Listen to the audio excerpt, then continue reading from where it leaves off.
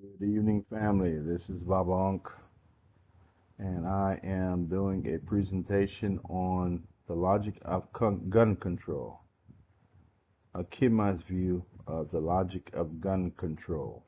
Thank you for your time, and hopefully you will find this presentation of interest.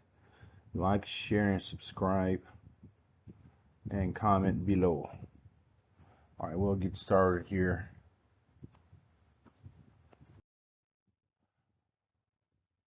Gun control. The argument is,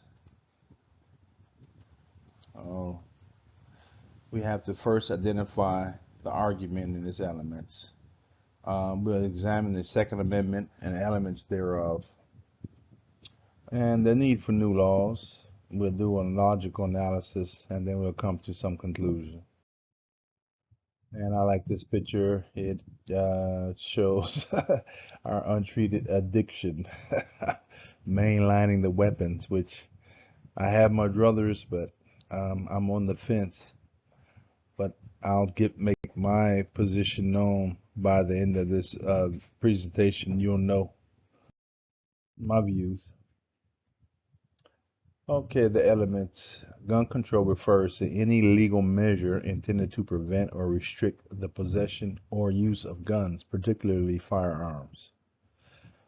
In modern parlance, the gun control argument has developed into a badge of identification for the liberal versus the conservative dialectic. So, once again, we're stuck in this Piscean age and duality reigns supreme. So you're either for guns or you're against them without any type of logical interpretation or understanding, just an emotional position to keep us all confused. And that's a whole different topic there.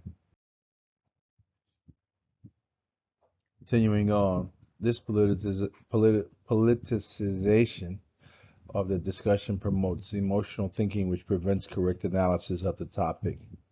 But because of its importance, we have to understand gun control from the Kemetic perspective. Another one of my interesting cartoons. In light of this Uvalde shooting, I think this is appropriate. The argument for gun control, he says, country plunged into mourning over mass murder of first graders. And this is the argument for or against gun control. If the 6-year-olds were armed, and there's truth to that. I really, I identify with that. If the teachers, the children had guns, this would have never happened. And of course, they need to be trained and put through their paces to ensure that they're totally respecting them.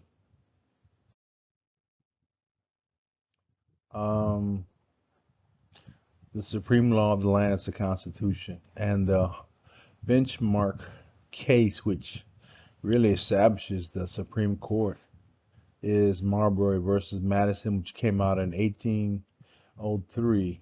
And the case basically said that the courts have the power to strike down laws and statutes that violate the Constitution of the United States.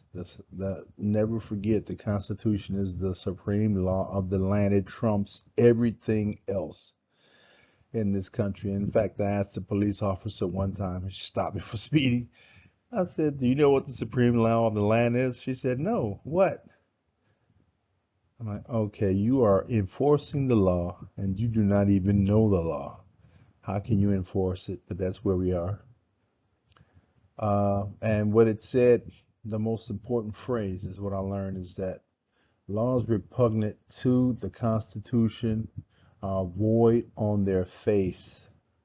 So if a law is against the Constitution by right, by Marbury versus Madison, we don't even have to follow it. Like all these mandates given by these potentates in this last so-called pandemic, they were void because they're executive orders. There were executive orders, and executive orders don't apply to us, the populace, the citizens of the United States. It only applies to the executive branch of that respective government, but not us. Going forward here, now we'll look at the Second Amendment. And it states, and I wrote it all out here, a well-regulated militia being necessary to the security of a free state, the right of the people to keep and bear arms shall not be infringed. Arms. It doesn't say guns, it says arms. So, by the broadest interpretation, we could even own nuclear weapons because those are arms. Um, and we should get back to that. Howitzers, tanks, all the like. If they were properly trained, why shouldn't we have them? Because there's a reason why we have the Second Amendment, and we'll get into that. And so, according to the Constitution, there's no need for gun control. Man, reading Marbury versus Madison with the Second Amendment, any law preventing the possession of an arm is void on its face, and we have to ignore it, or we can't ignore it. We can comply by voluntary discretion, but our forefathers wrote that it was void on its face. Infringement of the use of any arm, not just guns, arms. Now, why do we have the Second Amendment? Because it is there to give the people a means to protect themselves against tyrannical governments, both foreign and domestic, invading and domestic governments that have been captured by different interests from around the world, primarily financial interests. Here's another cartoon. You have a law-abiding citizen with guns, and then the criminal. This is so good to me because it's so accurate. So we pass a law. What happens? The law-abiding citizen follows the law, but the criminal still has his gun. This is a picture-perfect description of what happens when the laws are passed. Notwithstanding that it's unconstitutional and illegal. Okay, the need for new gun control, and this is a logical analysis, a Kemitic view, Kemites view. Murder is already against the law. It's illegal. You can't murder people. It's a whole panoply of reasons, but we know that it's against the law.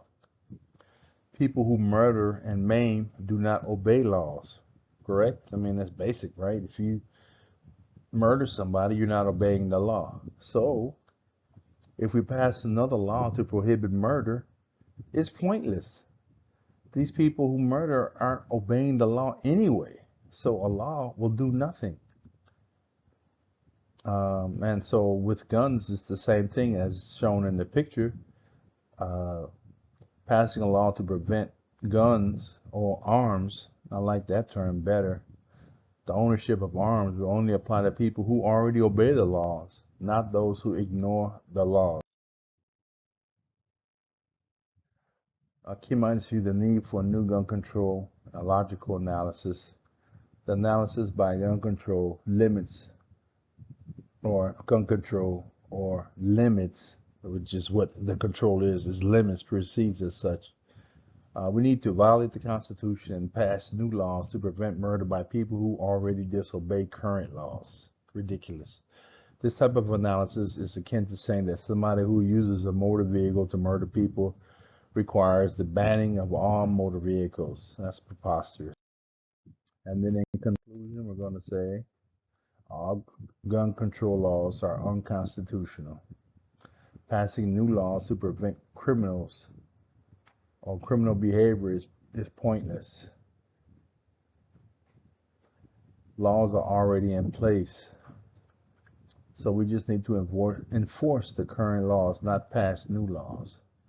And in my view, we should require everyone to be trained and armed above a certain age. I wouldn't expect 2 or 3 year olds to have guns, but above a certain age, maybe 12 or 13, maybe 15, maybe 18, I'm not sure. They should be required to carry a gun and be trained and to use one. Everyone. That would put violence down tremendously. And this global state of being would deter, if not eliminate, criminal activity. The training and arming of everyone will minimize violence, and facilitate peace. At least that's my opinion. And that is the end. Thank you for your time. And this is Baba Unc. You have a wonderful day.